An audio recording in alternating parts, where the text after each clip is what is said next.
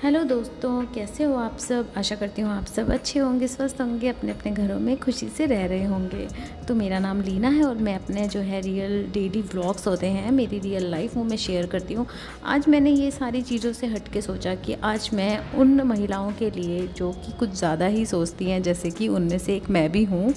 मैं भी बहुत ज़्यादा सोचती थी, एक वक्त था ओवर थिंकर, एक नंबर की ओवर थिंकर। मतलब छोटी सी बात को भी पकड़ के ना गले से लगा के बैठ जाने वाली मैं थी।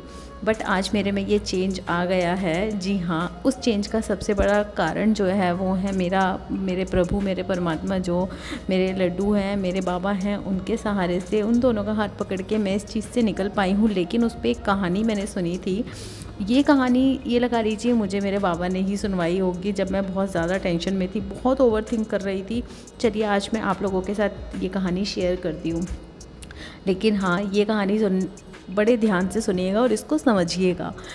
तो मैं आपको बताती हूँ क्या हुआ था। एक बार एक व्यक्ति था, वो बहुत ही ज़्यादा परेशान रहता था।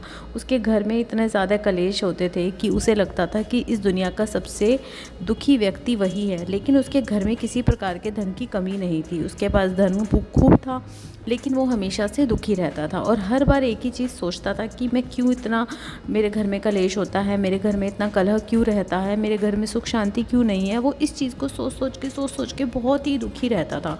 तो एक दिन उसने अपने किसी मित्र को बोला कि मेरे घर में ऐसे ऐसे बहुत ज़्यादा कलह रहता है, कलेश रहता है, सुख शांति का नाम नहीं है, मैं क्या करूं, मुझे कुछ समझ में नहीं आता, मुझे कुछ बताओ जिससे कि मेरा जो है घर में सुख शांति हो जाए। तो उस व्यक्ति ने, मतलब जो दुखी व्यक्ति था, उसने अपने मित्र से फिर बोला कि मैंने हर तरह के उपाय काम में लिए हैं, मैंने कई तंत्र मंत्रों का सहारा लिया है, मुझे जिस भी बाबा ने जैसा बोला मैंने वैसा किया है, लेकिन मेरे घर में सुख शांति नहीं आई है। बहुत खर्चा किया है, जैसा जैसा जिस बाबा ने बोला मैंने वैसा वैसा किया, लेकिन फिर भी मेरे घर में सुख शांति नहीं हुई और मेरे सोचने की जो मैं ये परेशान हूँ, मेरी परेशानी ख़त्म नहीं हुई। तो उसके मित्र ने बोला कि एक जगह है जंगल में, वहाँ पे एक अभी साधु जो साधु बाबा हैं वो वहाँ पे बैठे हैं। एक काम करो, तुम उसके पास जाओ, उस बाबा के पास जाके हो सकता है तुम्हारी समस्या का तुम्हें समाधान मिल जाए।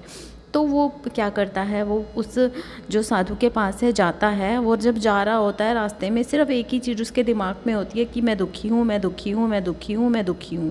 सिर्फ उसके दिमाग में एक ही चीज़ होती है और उस चीज़ को सोच सोच के वो और ज़्यादा दुखी होता चला जाता है। फिर वो जाता है, उसको साधु बाबा बैठे हुए दिखते हैं और वो उनके चरणों में गिरता है और बोलता है, महात्मा जी मेरे को कोई ऐसा उपाय बताइए जिससे कि मेरा ये दुख ख़त्म हो जाए, जो मैं इतना दुखी हूँ मेरा दुख समाप्त हो जाए, मैं खुश रहूँ, कुछ ऐसा मुझे उपाय बताइए, मेरे घर में सुख शांति हो जाए। तो वो महात्मा जी कहते हैं तेरे दुख का ना कोई निवारण नहीं है। तो वो कहता है, महात्मा जी आपको जितना पैसा चाहिए मैं उतना पैसा देने को तैयार हूँ, मैं सब अपनी दौलत देने को तैयार हूँ, लेकिन कुछ ऐसा मेरे को बता दीजिए जिससे कि मेरा दुख शांत हो जाए, मतलब मेरे घर में सुख शांति आ जाए और मैं खुश रहूँ। तो महात्मा जी कहते हैं, चलो तुम इतना बोल ही रहे हो तो फिर तुम्हें मेरी एक बात माननी पड़ेगी, उसके बाद ही मैं तुम्हें उपाय बताऊँगा। तुम पहले वो मेरी बात मानोगे तो मैं तुम्हें उपाय बताऊँगा। तो वो कहता है कि ठीक है महात्मा जी, आप जैसा कहेंगे मैं वैसा करूँगा, आप मुझे बताइए। तो महात्मा जी उसको बोलते हैं कि तू अभी जा अपने घर, लेकिन मेरी एक शर्त है, घर जाते टाइम ना तू, तेरे दिमाग में ना बंदर का ख्याल नहीं आना चाहिए। तू ये बोलता जाएगा कि मैं बहुत सुखी हूँ, मैं बहुत सुखी हूँ, मैं बहुत सुखी हूँ, ये बोलता बोलता तू जाएगा, लेकिन तेरे दिमाग में कहीं भी बंदर का ख्याल नहीं आना चाहिए। तो वो कहता है अपने मन ही मन, अरे ऐसे कैसे बंदर का ख्याल आएगा मेरे दिमाग में, मैं क्यों बंदर के बारे में सोचूंगा, मैं तो नहीं सोचूंगा बंदर के बारे में। तो वो ऐसा सोचते हुए बड़ा खुशी खुशी से वहाँ से निकल पड़ता है और वो मन ही मन बोलता जाता है कि मैं बहुत खुश हूँ, मैं बहुत सुखी हूँ, मैं बहुत खुश हूँ, मैं बहुत सुखी हूँ, मैं बहुत सुखी हूँ, मैं बहुत सुखी हूँ। वो ऐसा बोलता जाता है, लेकिन थोड़ी ही दूर चलते ही उसके दिमाग में एकदम से फटाक से बंदर का ख्याल आ जाता है और वो एकदम से चौंक जाता है कि अरे मेरे को तो महात्मा जी ने बोला था बंदर का ख्याल नहीं लाना, लेकिन मैंने तो बंदर का ख्याल ले आया। नहीं नहीं नहीं, मैं अभी है ना इस चीज़ को यहीं पे हटाता हूँ, मैं फिर से बोलता हूँ। फिर से वो बोलता है, मैं बहुत खुश हूँ, मैं बहुत सुखी हूँ, चलता जाता है चलता जाता है, वो फिर से बंदर के बारे में सोचता है। ऐसे देख करते करते उसको सारी तरफ बंदर ही बंदर नज़र आने लगते हैं, मतलब वो जहाँ देखता है उसे वहाँ बंदर दिखते हैं। तो वो बहुत ज़्यादा दुखी हो जाता है और घर जाता है, घर जाके अपनी बीवी को कहता है, ओ बंदरी खड़ी हो, जल्दी जल्दी मेरे लिए बंदर बना दे। मतलब उसके दिमाग में वो बंदर इतने ज़्यादा छा जाते हैं कि वो हर चीज़ को बंदर बंदर करने लगता है, यहाँ तक कि वो खुद को भी बोलने लगता है कि मैं बंदर हूँ, मैं बंदर हूँ, मैं बंदर हूँ।